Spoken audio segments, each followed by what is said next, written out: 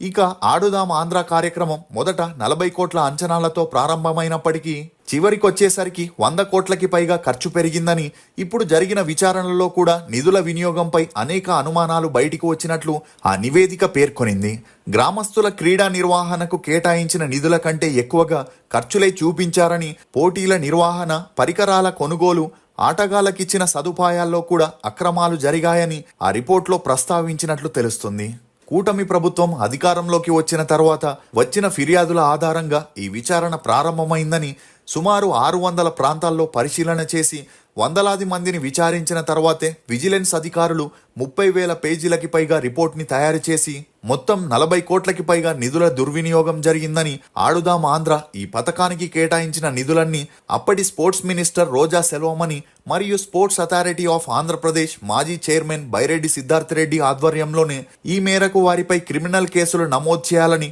Vigilance విభాగం కూటమి ప్రభుత్వానికి సిఫారు చేసింది.